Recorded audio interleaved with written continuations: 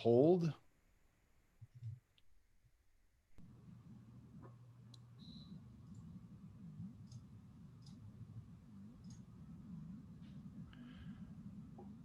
And almost there. And okay, David, you're on. All right. Good evening, everybody. Welcome to the District 4 IUPAC Zoom meeting, where the citizens of the island and Mustang Island will look to endorse you guys, and they do that through a voting process that we'll talk about shortly.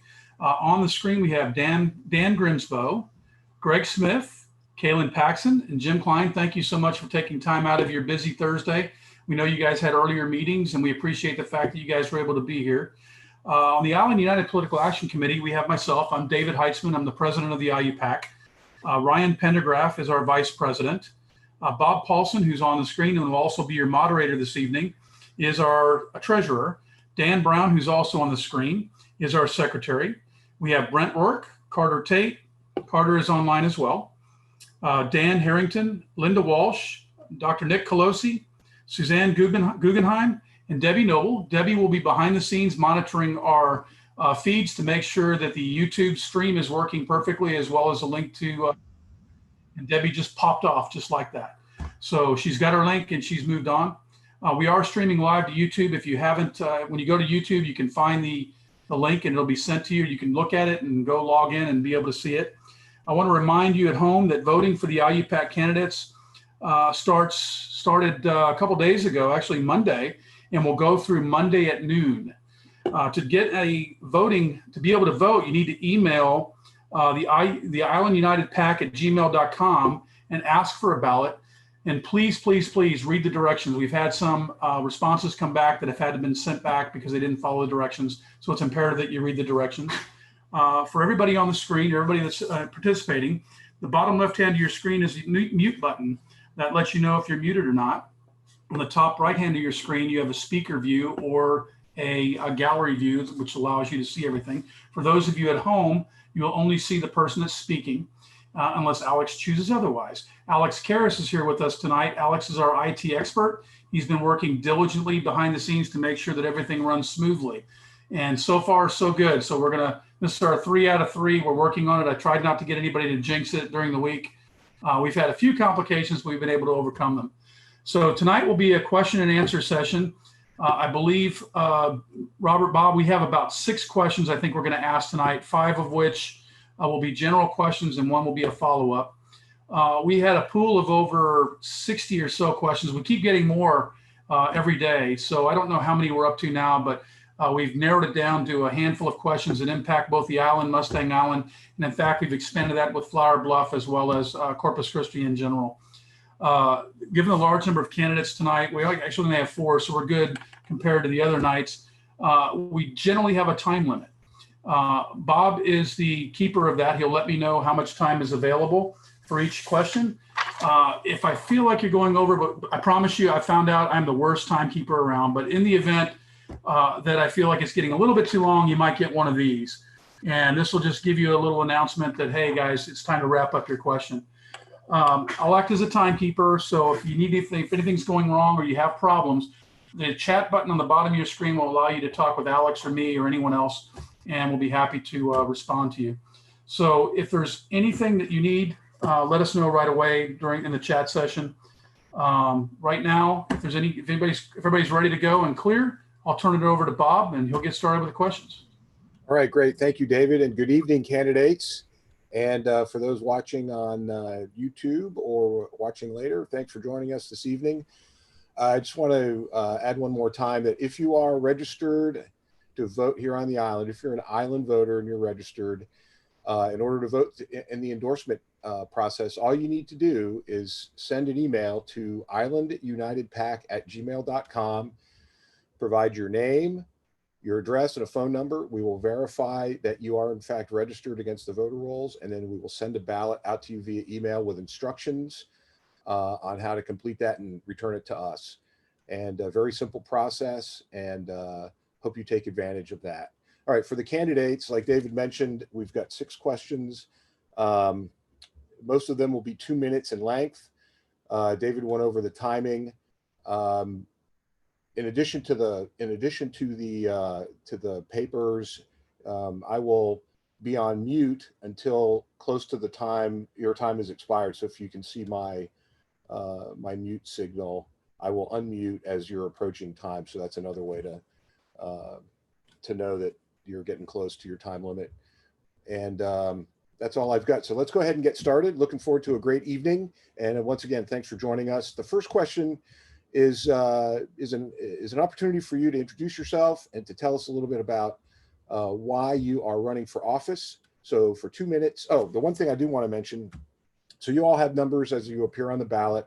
The way the questions will be sequenced this evening is that those numbers have been fed into a random number sequence generator. I've got a string of randomly generated numbers that will correspond to your name. And so as we work through the questions, they will be asked in random order based on what came out of the computer this afternoon prior to our session. All right.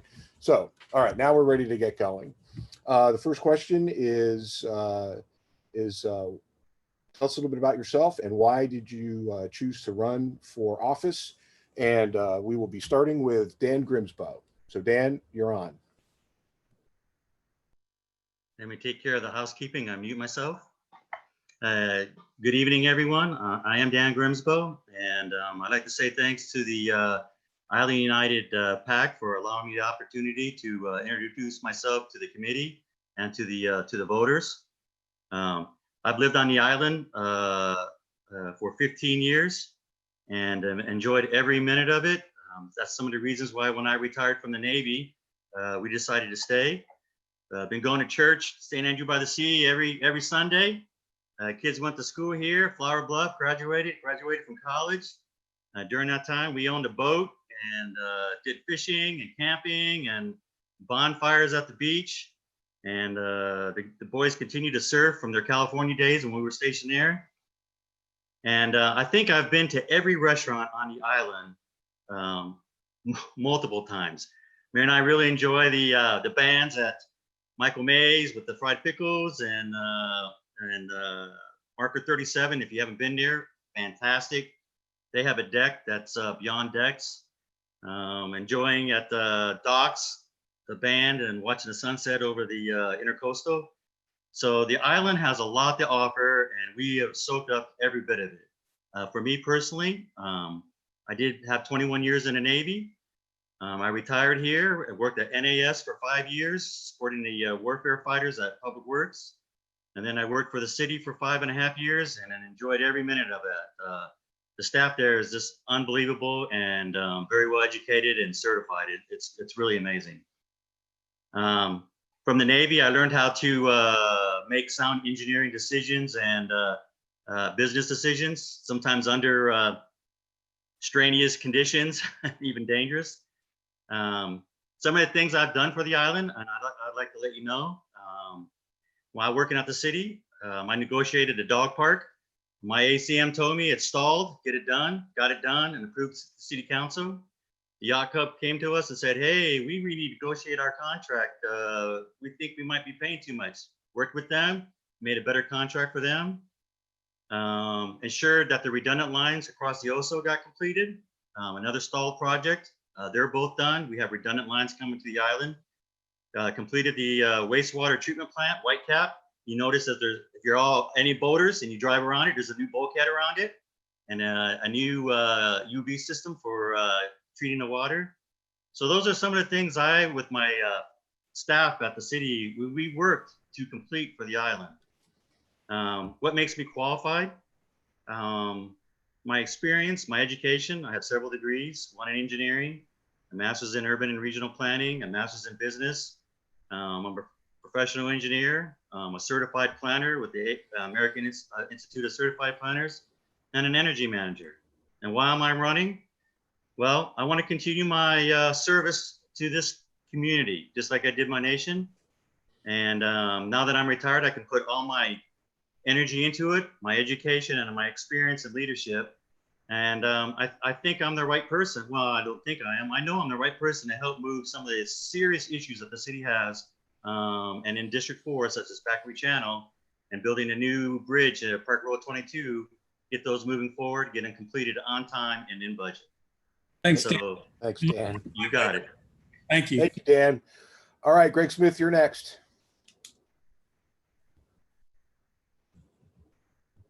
Are you there? He's- Greg, you're still, I think you're muted. Greg, you need to unmute your computer. Although he has a weird, he's got a telephone with a line through it.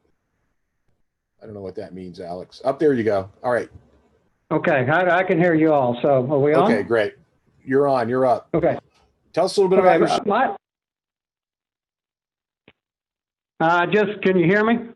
I can't hear you. Not. We can hear you. Go ahead. Okay. Okay, thank you. My name is Greg Smith. I am your District 4 City Councilman. A little bit about me. I'm a fifth-generation Corpus Christian. My great-grandfather, Patrick Dunn, known as the Duke of Padre, first moved on the island in 1882. Not 1982, but 1882. I owned the family ranch house that was built in 1917 after the 1916 storm wiped it out.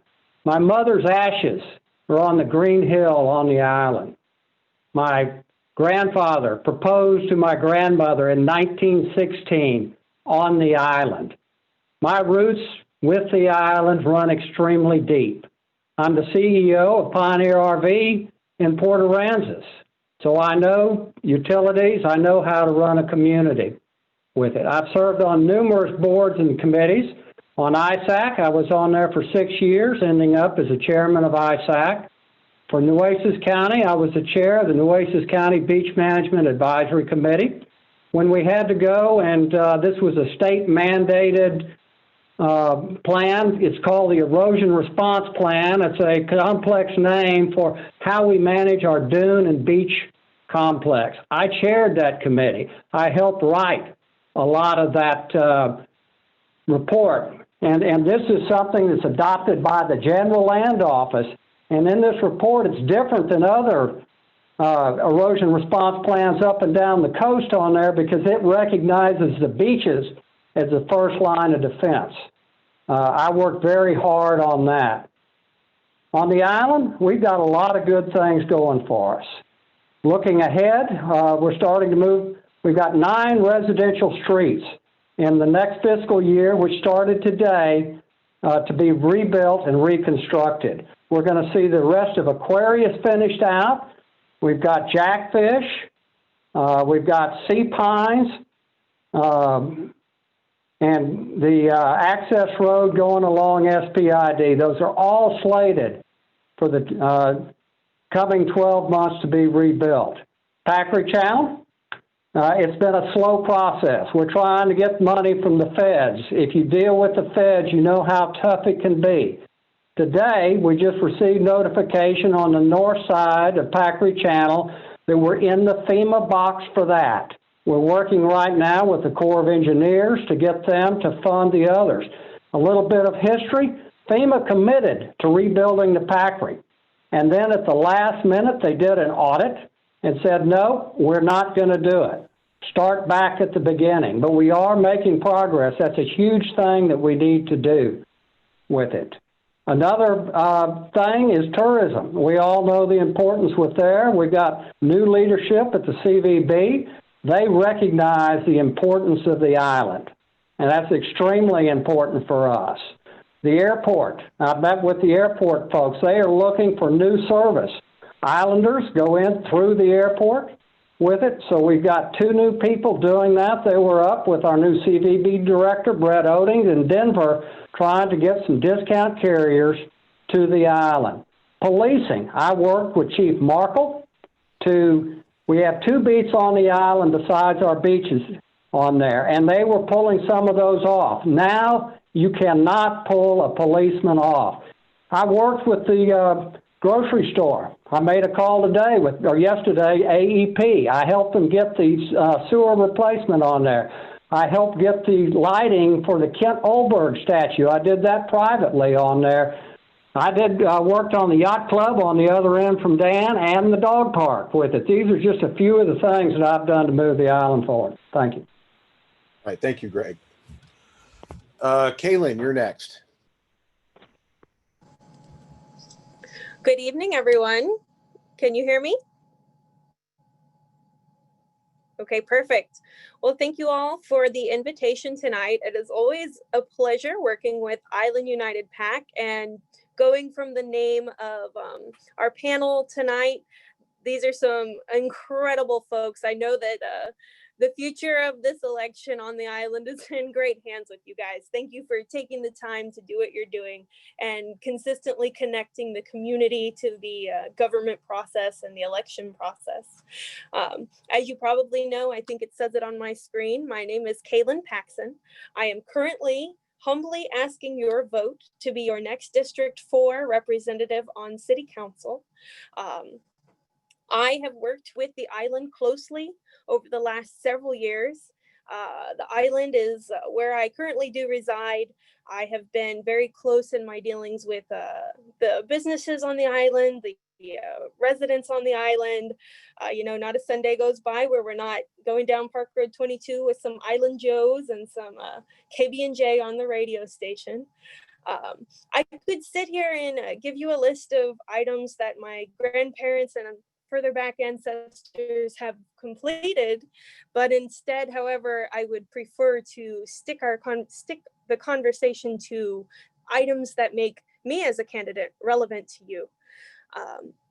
I have a long list of individuals who comprise our business and personal sector on the island who have put their support behind my name because they know that there isn't another candidate that cares as much for this island as I do. I have been through thick and thin the last several years, through several natural disasters, Hurricane Harvey, the pandemic. I won't call it a natural disaster.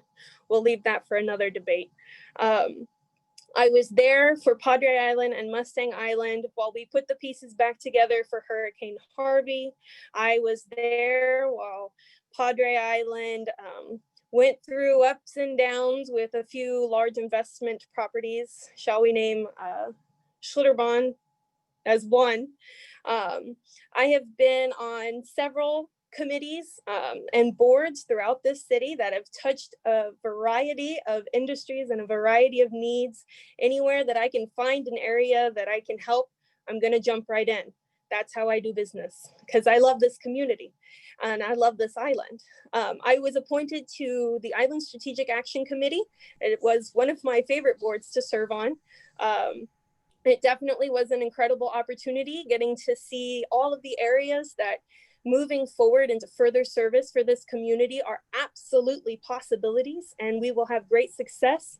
To name one that sticks out in my mind was we received the list of street repairs that were coming to the island and the depth to which each street would be repaired. And there was some questions on that just from us as residents saying, you know, what this list says and what we understand to be needed doesn't seem to match. I picked up the phone and called Mr. Martinez, and he came out that Sunday, drove the streets, called me back up and said, you know, there are some areas that I think, you know, driving these roads could be improved. And he started working on the Aquarius portion right away.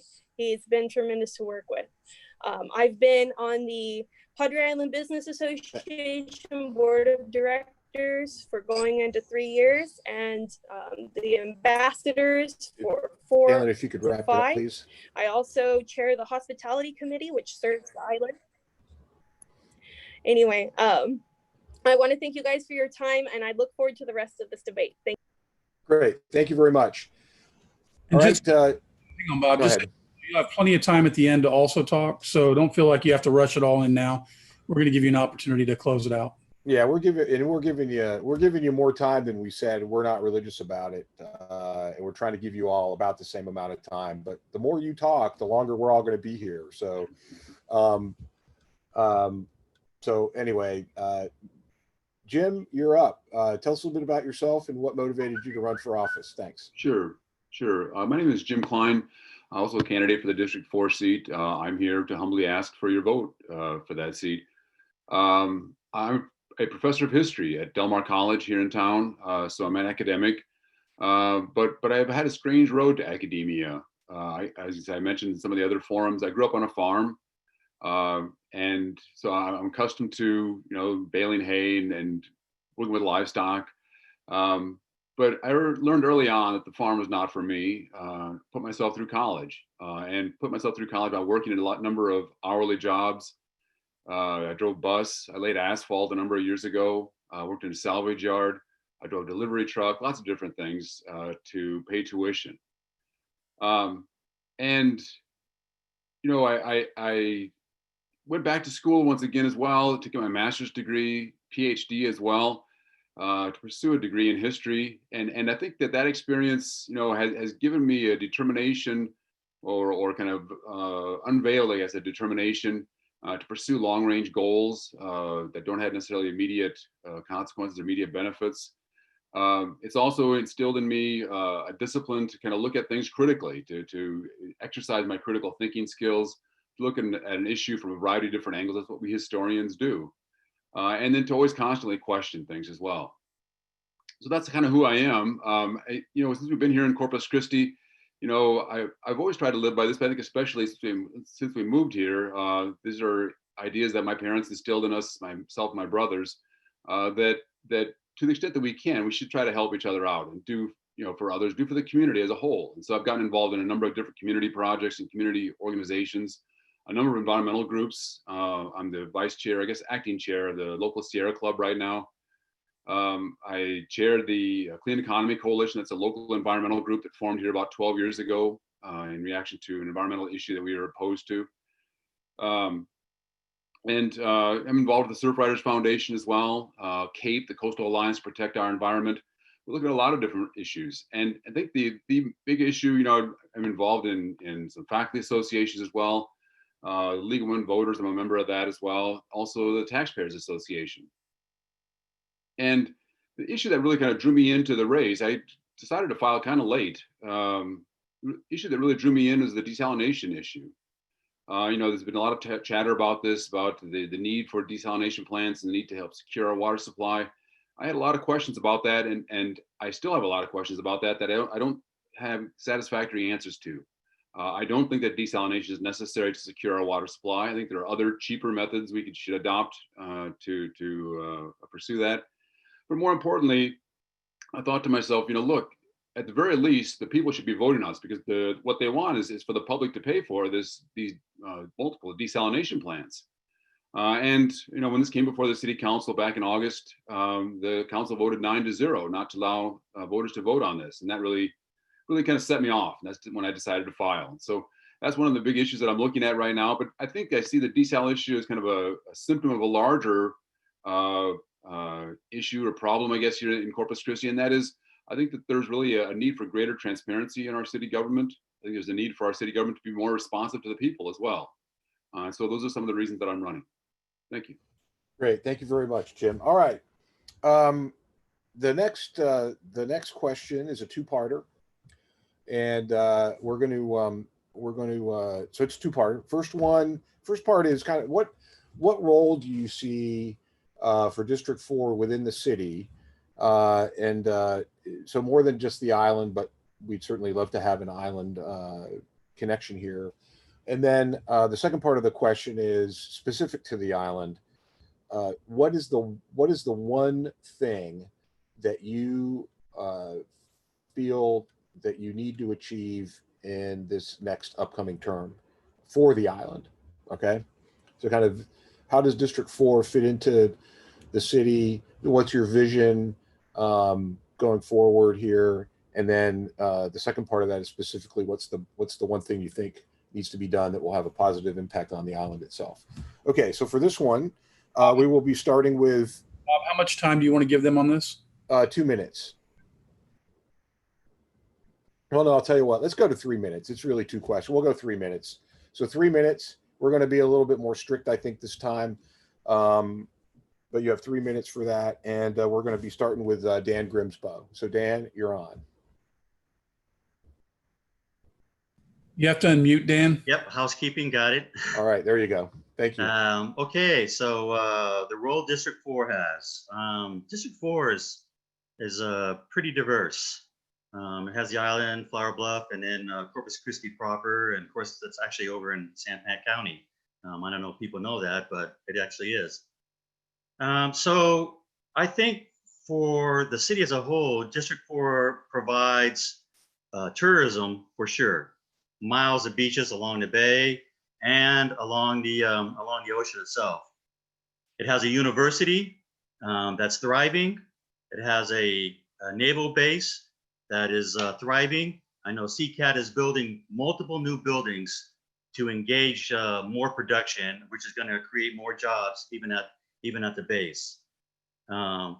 We have tourism, and so I see District 4 as one of the ways to bring people to see Corpus Christi and then to visit the rest of Corpus Christi, which is, you know, the Lexington and this outstanding aquarium we have at North Beach and in our downtown area, and just really see what Corpus has to offer and continue that visitation.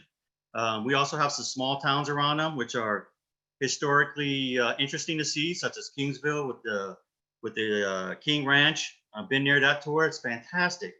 So I think District 4 will certainly help bring that on board. For me, I think for the island, a number one issue would be, I think we know Packard Channel and the bridge, but I also think it's a short-term rental. I think we need to figure that out. I was working on that in development services 5.5 years ago. It's hard to imagine. And I don't think we've gone very far with it. And with the new ruling that the Texas Supreme Court came out with, I think there's real opportunity. We have to figure out the rules of engagement, if you want to say, for short-time rental. But, you know, the islanders want tourism because I think that brings a variety and opportunity to the island even more so.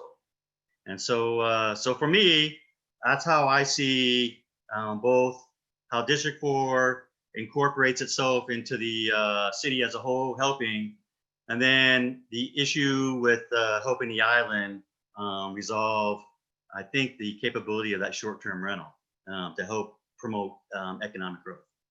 So thank you. All right, great. Thank you very much, Dan. All right, next, same question to Greg Smith. 3 minutes. First, to start out with council. A council member represents all the city. Can you hear me?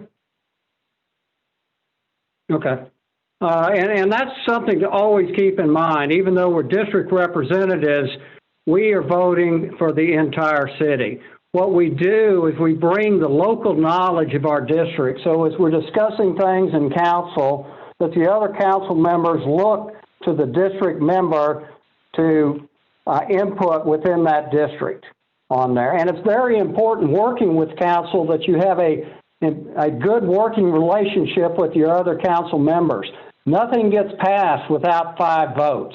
So you have to have the respect of your other council members on there. District 4 is a diverse district. It starts at Louisiana Street, close to downtown, wraps around at Texas A&M CC, the Naval Air Station. It's all of Flower Bluff, all of Padre Island, all of Mustang Island, up to the Port Aransas city limits, and then there's 5,000 acres just added in San Pat County. So there's a number of different areas in District 4. Now for the island represents there's about 10,000 people on the island. There's 65,000 people that live in District 4. It represents about 3% of the city's population, but it represents about 10% of the city's tax base. I constantly remind my fellow council members on this, and when the last bond proposal came out, there wasn't much on the island. And I told staff, you better get something on the island or I cannot support this. And again, the reminder of the 10%. And going forward, our challenge, we're going to see some major changes. With that bridge going in, development is going to start. We've got to make sure that that development fits the island. I was talking to Tim Lang yesterday about that, the importance of him designing his development, this is the Lake Padre side with golf cart access, as I have with both the access and the IBC groups on there. So it's very important. We've got enough acreage out there that's the size of the current development that we develop that properly, and those plans are being worked on right now. This is something that the island will see forever. So that would be my number one on there. The bridge, the signs on the bridge are going to start going up next Wednesday. You will start to see the early warning signs on there, barricades coming up. That bridge, 2004, we've been talking about it. It's going to be happening now. So look at that Wednesday on there. It's construction ahead. And I'm getting, they're going to pull the hook and jerk me off. Thank you. All right. Well, thank you very much, Greg. We would never give any of our candidate participants the hook, but we will gently remind. And just for clarification, and maybe this is because I spend too much time off the island, the bridge that Greg was referring to is the Water Exchange Bridge on Park Road 22. All right. Next up, Kaylin, same question.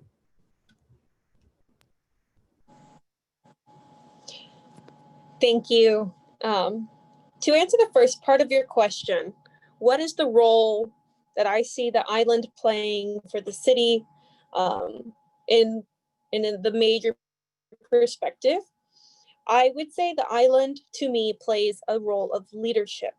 In 2018, I worked with the Padre Island Business Association and the community, and through all feedback and doing surveys and analysis, one of the things that we decided in the strategic plan was our key goal was to make our business association a leader. We wanted to make the island as a tremendous example of leadership. And I think in the last 2 years that I can say we have completely successfully met those goals.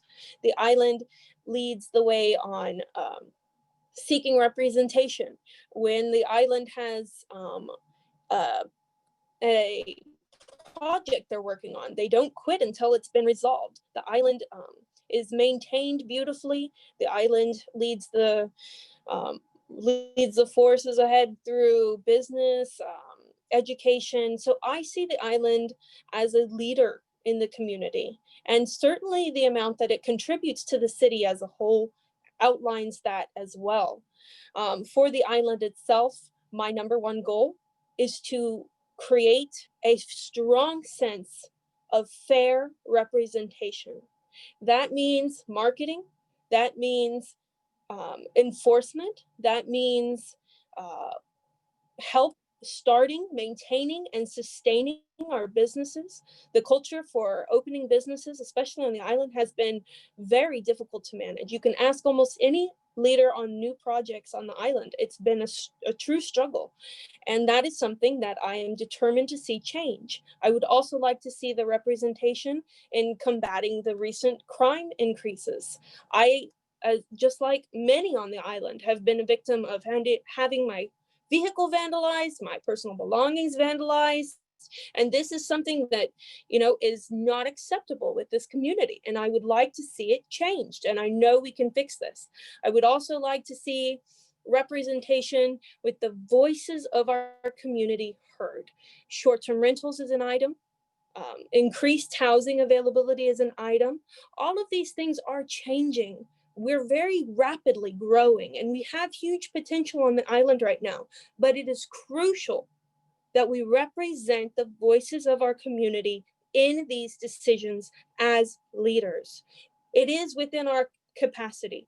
Despite being on city council, where yes, you do represent the city as a whole, your first responsibility is to safeguard and absolutely demand representation for your community.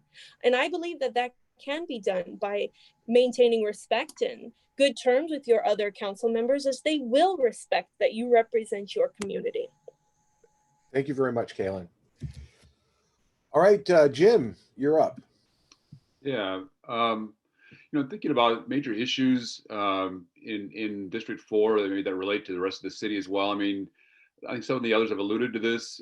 Infrastructure is a big issue, and the condition of the streets.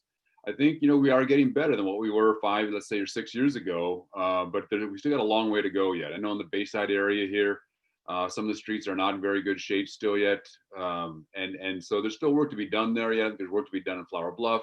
And even though the island has less age to it as a part of the community, the weather conditions out there are such that the roads and streets are going to need additional care for that reason as well. But I would kind of broaden the definition of infrastructure to include the beaches. And this is really much more specific to District 4 because the vast majority of the beach lines in Corpus Christi are in the 4th district. The coastline area, the beach area as well. And not just the beach, care of the beaches, but also care of the dunes then as well. Talking to the Surf Riders Foundation folks, they have a lot of concerns about that. And I think that they've done a pretty good job of kind of voicing those concerns to the city. I certainly want to make sure that they have a voice in that as well. They really have, environmental concerns, but also kind of safety concerns as well. And so all that is going to be a part of these infrastructure projects. It involves not just the beaches, not just the streets, but then underneath the streets as well, the pipes. This has been in the news again this past week. Corpus Christi is going to get fined or is being fined by the EPA for pumping raw sewage into Corpus Christi Bay. We've been doing that, I would guess, maybe now for more than a decade because the surf riders identified it more than a decade ago.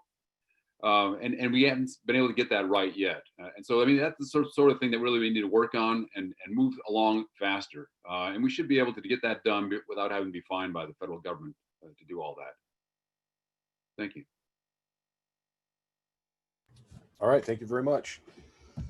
All right, and the next question, this will be a 2-minute question, David. And a number of you have already touched on this. It's short-term rentals. So first off, what is your position on short-term rentals? And beyond that, what are the issues that you see that still need to be worked through, and what is your thinking about how best to work through those issues to make short-term rentals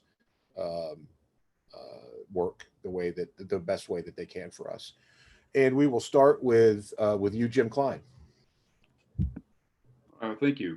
So this is the complicated issue. I know a lot of this is taken out of our hands now by the state Supreme Court, but I think that there needs to be a balance here between the interests of the homeowner. Certainly should be allowed to do what he or she wants or what they want with their property, but also, maintaining certain standards, I think, in those rentals as well as rental properties as well. So there has to be kind of a balance struck between those. So again, a lot of this is out of our hands now because of the decision by the state Supreme Court, but I think that the city still has a role to play in all this. And making sure that maybe the perhaps a registry of these short-term rentals, so as to keep kind of better track of them, and also to make sure that it's not unnecessarily hindering the hotel and motel industry in the area as well, and the tax is going to be coming from that into the city coffers as well. Thank you. All right, thanks very much. Kaylin, you're next. Thank you, Bob. So I currently belong to the IUPAC subcommittee on short-term rentals, and we have been doing a lot of research on similar communities. I know this is an item that has been a long time in the works for Corpus Christi, but as it pertains to Padre Island, this is a time where from this subcommittee, we are doing the research and due diligence working with city staff to make a recommendation to city council. So what I've seen and what my opinions are thus far, based on that research and based on what I'm hearing from the community, which is very important moving into this decision, is that certain items we need to examine is being respectful and mindful, working with covenants and priorities by POAs, being respectful to that. Because at the end of the day, folks have invested. Land purchases is a purchase that is often the largest investment someone will make in their lifetime. And certainly taking into consideration the mean value level on the island, these are substantial investments. Folks have invested in this community to have a certain lifestyle maintained. That's very important. And I think that we need to place a priority on that as we move forward in outlining these ordinances and zoning on this short-term rentals topic, which brings me to my second item, zoning. My opinion, based on looking at communities of similar scale, similar property values, and similar city sizes, I say that the best system so far has been to zone only specific areas, allowing these short-term rentals. And that's going to be similarly in our community, Park Road 22 towards the beach. Now, there's a lot that we have to be very careful to work around so that we have the best interests of the city protected, because we don't want to get into any lawsuits and what have you. But at the end of the day, preserving the values that our primary residencies have invested in their homes should take priority. Great. Thank you, Kaylin. All right, Greg, you're next. And you're going to have to unmute, sir. There you go. Wait a second. I still can't hear you. Now? There you go. Can you hear Gotcha. me? Okay. Yep, thank you. All right. Third time's the charm. Short-term rentals are a big issue for the city of Corpus Christi and a huge issue for the island. About 6 months ago, I got together with IUPAC Chairman Jay Gardner on there, and I asked IUPAC to look into it. I also visited with the POA because we want some consensus on the island, and IUPAC created a subcommittee that is chaired by Charles Duffley. And Charles is a great pick because he worked for Cinnamon Shores. And in Port Aransas, they've been a leader in short-term rental ordinances. And what they do, they have some areas that they allow it and some areas that they don't. In the areas they allow it, they have specific rules. And other cities are doing that too. I compliment IUPAC for doing this because there's a lot of work with it. And the Corpus Christi short-term rental ordinance should reflect all of the individual communities. So some places will have it, some places we don't. Where we do have it, we've got to keep those rules that protect the adjacent property owners.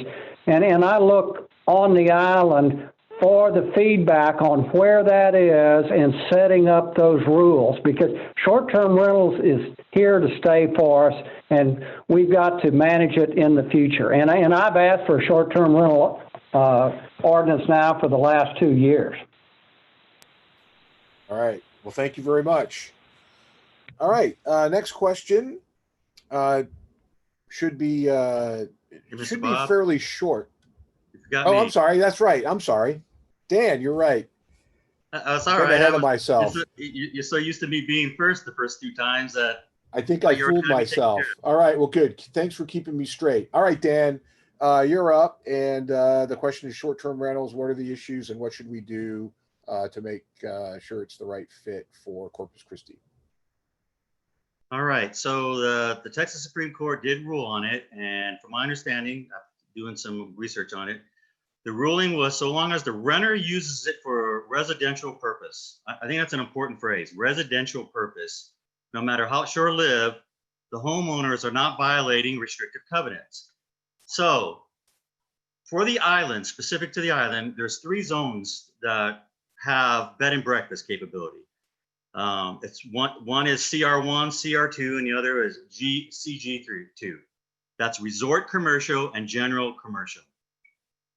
So the UDC already has something in place for bed and breakfasts. And then we also have something for taxes, and it's in Chapter 17, Article 2, taxation. And they describe in there what a hotel is. A building, members obtain sleeping accommodations. And that includes hotel, motel, tourist home, tourist house, which I don't know the difference, tourist court, lodging, a lodging house, an inn, a rooming house, or a bed and breakfast. So we already have certain amount of mechanisms in place within the city and specifically to the island. I think what we need to do is that the Texas Supreme Court said residential use. If it's in a residential area, I think we have to hold the people who might rent that area to residential use, noise complaints and all that. If you're in a commercial area, I think there might be times where it can be more jubilant to the people that are staying. They can have larger parties or whatever, for example, in that general commercial area. So I think when we're trying to figure this out, the Supreme Court didn't say you can't make rules from one zoning area to the next and use the common sense that if you're in a residential area, you have certain rules, but if you're in a commercial area, you might have other rules. So I think the city needs to look at that because, you know, Fredericksburg, they restrict any type of short stay or bed and breakfasts in the residential, what they call 4 and 5 is prohibited. Now, I think they're going to have to backtrack on that, same with Austin, because of the ruling, but they're going to have to start thinking like we're thinking in terms of how do you, for what zone, for what use, how do you make the rules fair to the people who can use their property as they kind of see fit, like the Supreme Court said, the Texas Supreme Court. So I think we can do that as a city. I'm for it. City of Corpus Christi has so much to offer. I've used bed and breakfasts and short-term stays across the country and other countries. And it gives you an opportunity to go to a place and stay in a house or a small cabin and just see the sights in that area. So I think it's a great opportunity. And we just have to get the rules down for both the renter and the rentee, I guess. So thank you. Great. Thank you. All right, now we're moving on to the next question. And again, my apologies to you, Dan. This one is I think fairly straightforward. This will be a 1-minute question, so we can keep things moving. And it's pretty simple. So, what is your position on extending TERS 2 when it comes up for renewal in December of 2022? And we will start with Kaylin Paxson. 1 minute. Thought I lost you there for a second. So I actually was also on our TERS 2 subcommittee, and we worked very hard outlining and updating our list of projects and identifying what items were compliant to the TERS 2 jurisdiction and the list of things that this funding will cover. And these items, I must say, it's a healthy list. And they're all very important for the future of this island. So many things I hear constantly throughout the community, items that we really need to see happen on this island. So I am a huge supporter for the extension of this TERS 2 budget. Now, yes, things are going to look a little different this upcoming year. That's, out of our control for whatever decisions have been made. But going forward, as far as this TERS 2 extension in 2022, I think that it is in the best interest of the island that it is extended, and all of the stakeholders that go into this planning should absolutely support it. All right, great. Thank you very much, Kaylin. Jim Klein, you're next. Same question. 1 minute, please. Sure, thank you.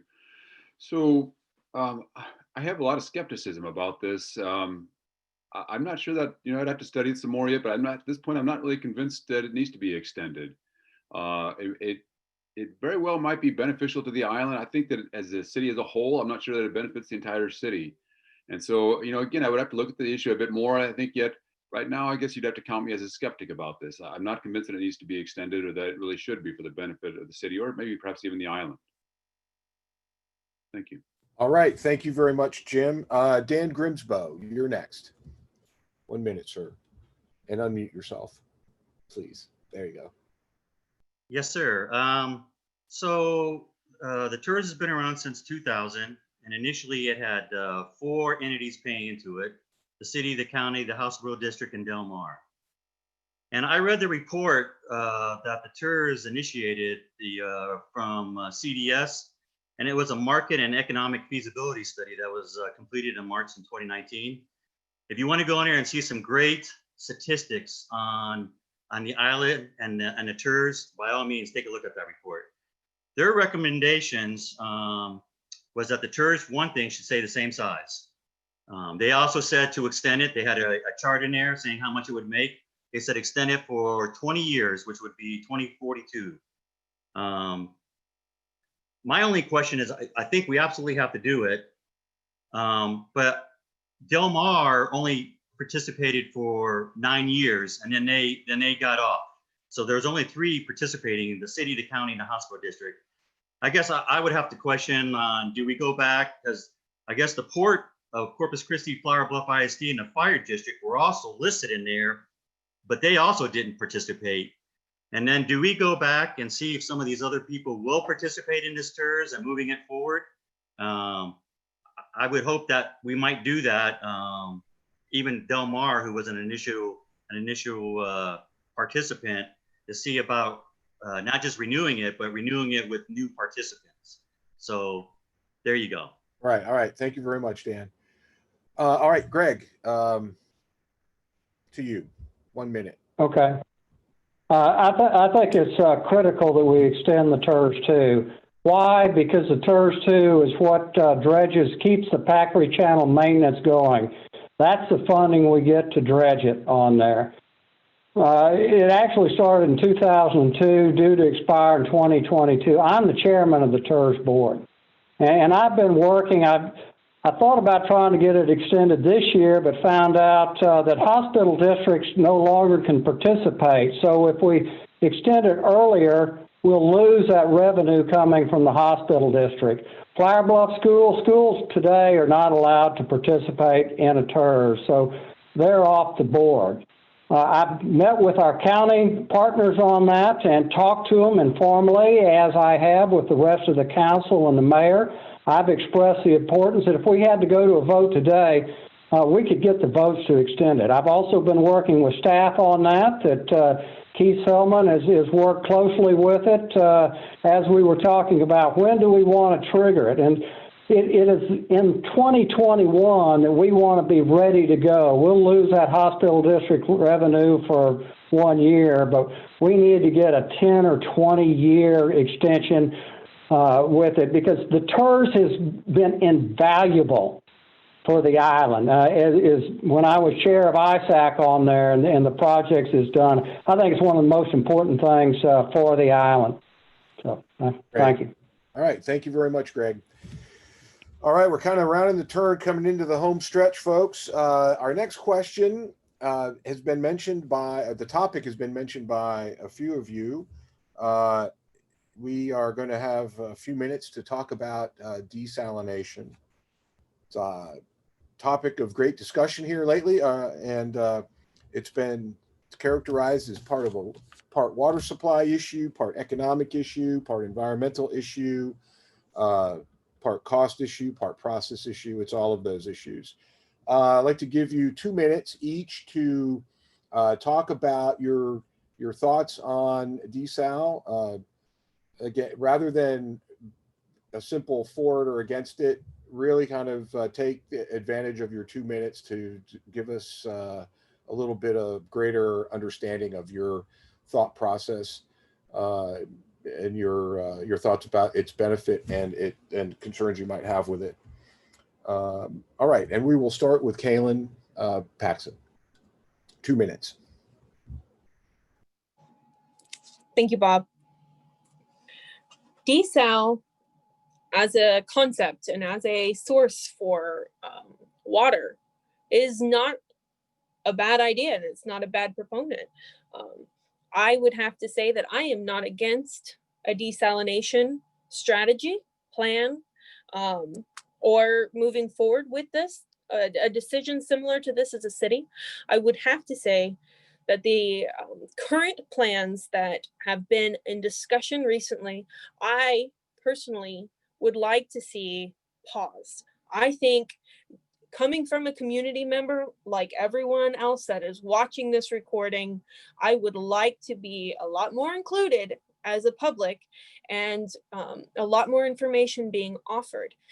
Yes, on my own, I've met with both the scientific, the business, the port, political, and the community, just to garner lots of different opinions, lots of different perspectives.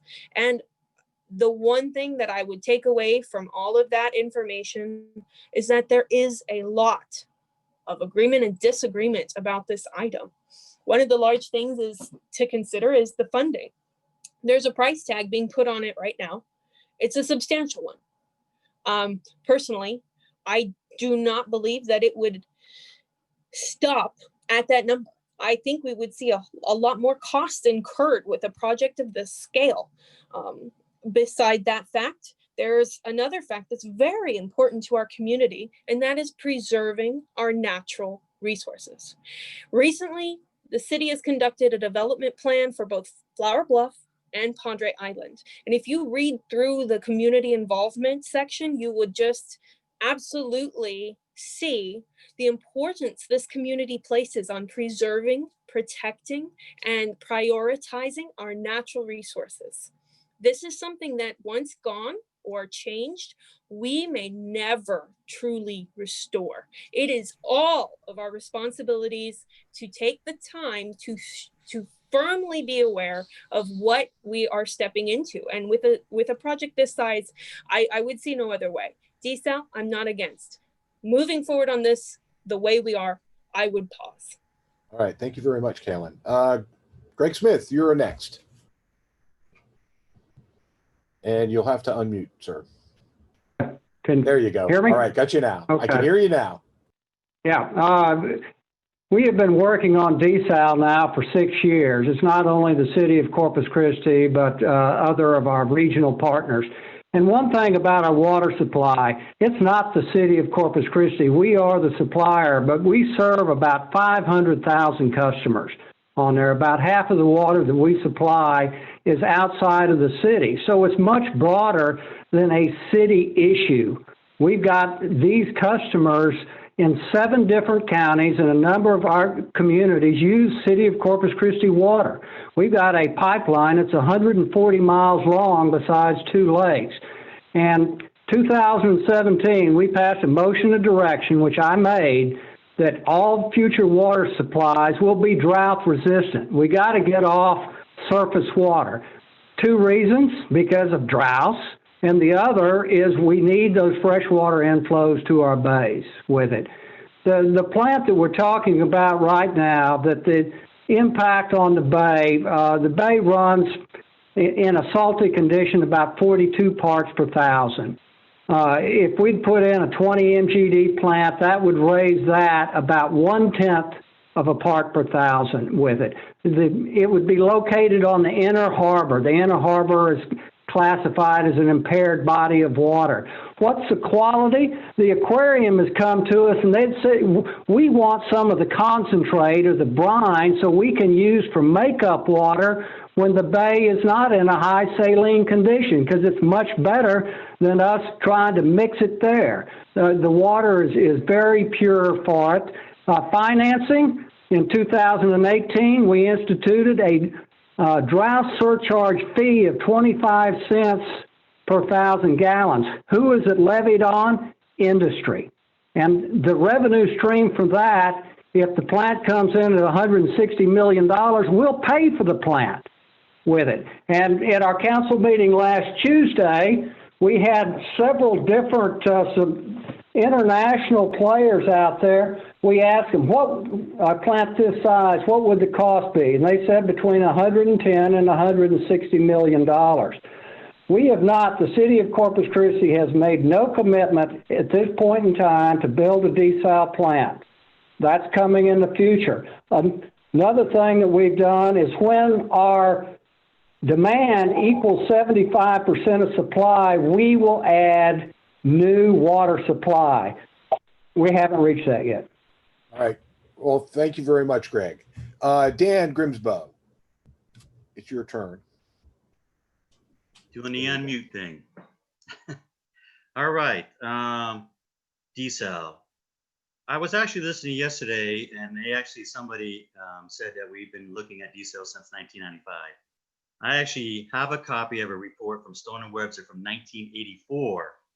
So from 1984, Corpus Christi has been looking at desal. They wanted to put a desal, put a desal on the island for the city. And And so we've had reports about every 6 years since 1984. I've read several of them to include the last 6 years. It's been hard and fast on moving forward.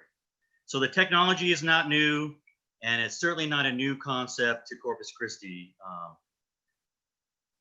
The bay and the ocean is an unlimited source of water.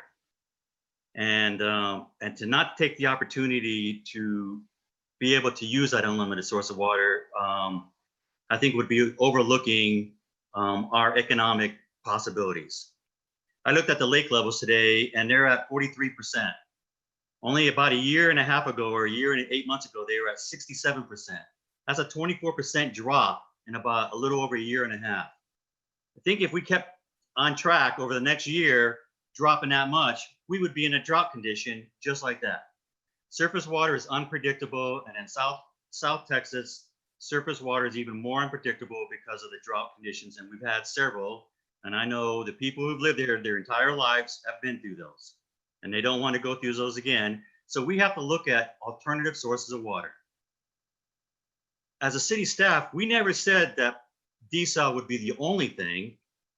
We know we were looking at aquifer storage and recovery here. We actually have a district within the boundaries of Corpus Christi to take a look at that, and there's a board for that. So I think as a city, if we need to grow, we need to look at desal, but not as a complete solution. We have to do like San Antonio and have multiple sources of water for the future growth of this city, and that's my position. All right. Well, thank you very much. All right, and Jim Klein, you're up. Sure, thank you. You know, I mentioned this before. You know that I'm have a lot of questions about desalination, and those are both financial or fiscal, but also environmental as well. You know, we have been talking about desal for a number of decades already, but up until just a few years ago, the talk about desal, to the extent that it was getting serious, they talked about the intake tube and the outflow being released out into the Gulf of Mexico as much as 15 miles, so as to allow that brine to disperse out there and so as to minimize the environmental impact. In the last couple of years, that conversation has changed now, and now those who are proposing and supporting desalination plants, multiple plants, are all talking about pumping the brine into Corpus Christi Bay. So I have a lot of concerns about that, because again, we're not really talking about one desal plant. We already know that CC Polymers has got their desalination plant permitted already. I think they're scheduled to go into operation now in 2021. They're in the Ship Channel. The city wants to build perhaps two of these, one in the Ship Channel, one over on the north shore of Nueces Bay, or Corpus Christi Bay. The Port of Corpus Christi wants to build as many as two of these as well. One on the La Quinta Channel, again on the north shore of Corpus Christi Bay, and then one out on Harbor Island. And the city of Ingleside wants to build its own desal plant as well. So all of them are talking about pumping brine into Corpus Christi Bay. And no one has done a study of the cumulative effect of multiple desal plants on Corpus Christi Bay, on the change in the salinity. No one has done a study like that. The Freeze and Nichols firm that the city has contracted with has said flat out that someone should really do a cumulative study. No one has done that yet. And again, as I said before, the public should not be paying for this. Thank you. All right. Well, thank you very much. All right. We come to the last segment of the evening. This is the wrap-up segment, and we'll give you up to 2 minutes to make your final comments and tell us why people should vote for you for District 4 City Council. And we will start with Dan Grimsbow. All right. I think through this conversation, you've heard what I've accomplished and my due diligence. I do the research, I figure out what the problem is and try to get a solution. And I have multiple disciplines in engineering, urban planning, and business. And I've run multi-million-dollar projects with multi-million-dollar contracts and multi-million-dollar budgets.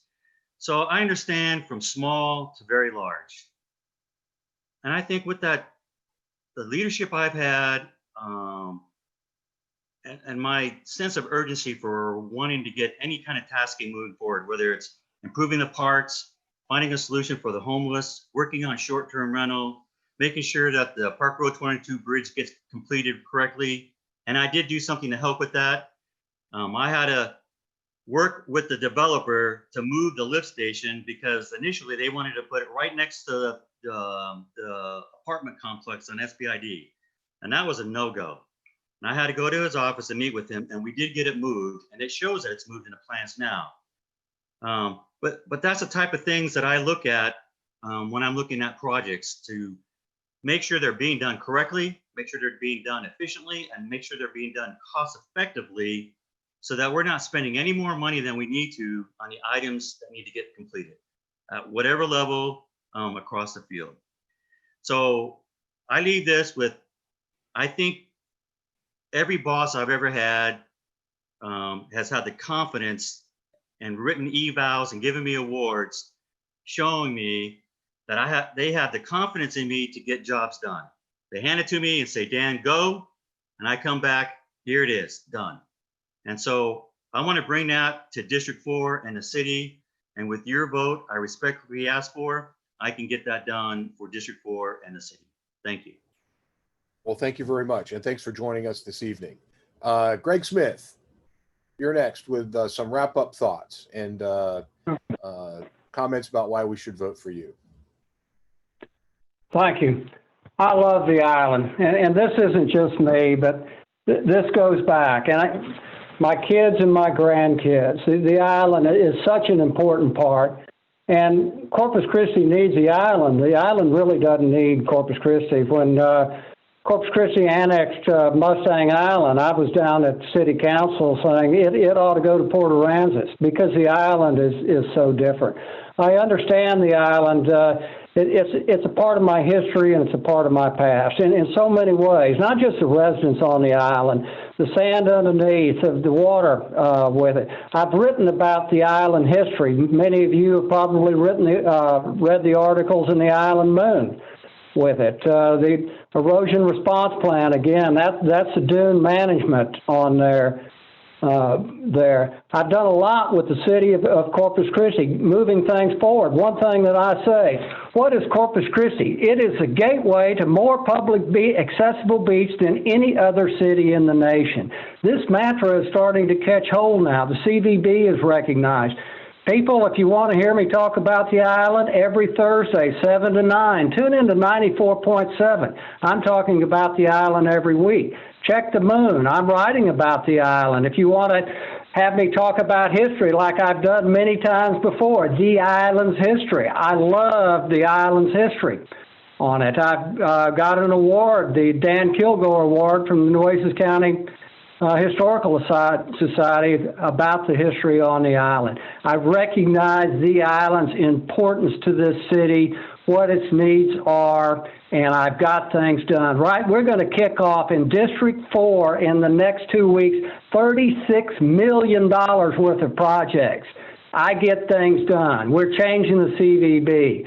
I get things done. We're changing the airport. I get things done. And I really appreciate your support on this. The island will always be a part of me, whether I'm in council or not.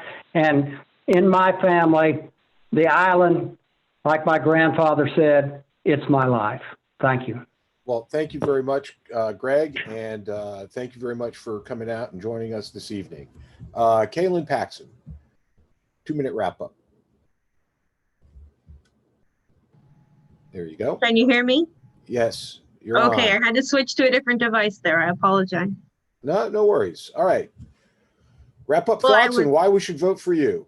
You're on. I would like to start by again thanking this committee for taking the time to invite us and all the other candidates. I know that this was no small feat, especially this year. You had your hands full. I would like to also close with these statements. I love this island. I have developed my professional career right here on this island. I know exactly the challenges that it faces day to day. I have worked the tourism industry for several years on this island, and I know what the community faces. Only what I bring differently is a fresh perspective, new ideas, and vision. I have a commitment to this island that I have a list of names that I could call and will say they know. Kaylin is ready to work for this island. In 2017, when we were all hit with Hurricane Harvey, I was with them. In 2018, when we all celebrated growth, I was there too. I understand the strengths, I understand the weaknesses. I have worked hard with our business association and the chambers across the bridge to grow and foster healthy and strong relationships representing the island in not just our community, but throughout the state. That's something that I've worked hard on and diligently on. And I have represented these businesses and their needs throughout numerous functions, events, and assistance. I'm always available. Anyone on this island knows if they need help, they can pick up the phone and I will be there. I love this island and I'm humbly asking Padre Island, please, starting October 13th and on the grand finale day, November 3rd, I would appreciate your vote to go with me to City Council as your next District 4 representative. Thank you. Well, thank you very much, and thank you for joining us. And so for the last word, Jim Klein, that means you. So 2-minute wrap up and some comments about why we should be voting for you. Sure. Thanks again for doing this tonight. I really appreciate this. You know, as I said at the outset, I really think that there's a need for greater transparency and responsiveness from our city government. You know, and you know, there are a couple of quick examples of that these seem cosmetic, but I think they have real world consequences. You know, the timing of the scheduling of city council meetings. You know, about 10 years ago, some friends of mine and I, we did a study and found that cities of comparable size to Corpus Christi, places like Carrollton and Plano, they had their city council meetings after 5 p.m. when working people could attend. Corpus Christi doesn't. And we brought it to the council then, and I realized it was a very different council, entirely different personnel at the time. But we brought it to them then, and they just kind of shrugged that off. And so that's something, an idea that I said we would bring to make the city government more transparent and again, accessible to the public then as well.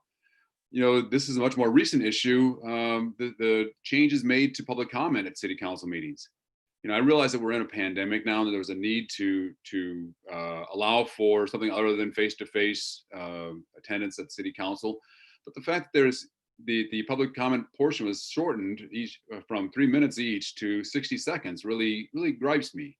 I don't think that's a pandemic issue. I just think that that's an effort to try to reduce input from the public. And so that's something I would also identify and talk quite loudly about, I think, as well.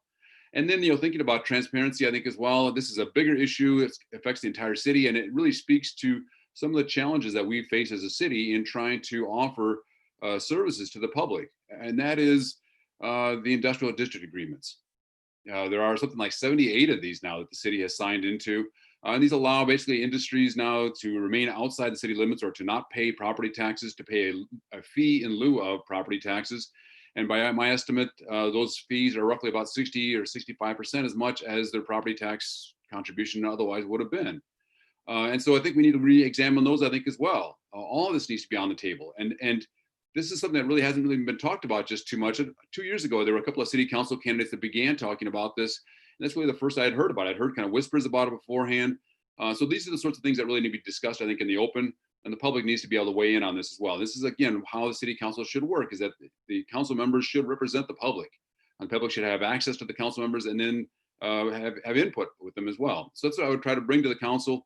Again, I'm asking for your vote. Early voting does start on October 13th. The deadline to register to vote is October 5th. It's coming up very fast, just next Monday now already. So make sure to get out and register to vote. If you're not registered already, you can do so online at the state secretary's office, or you can find a voter registration card at almost any post office here in Corpus Christi area as well.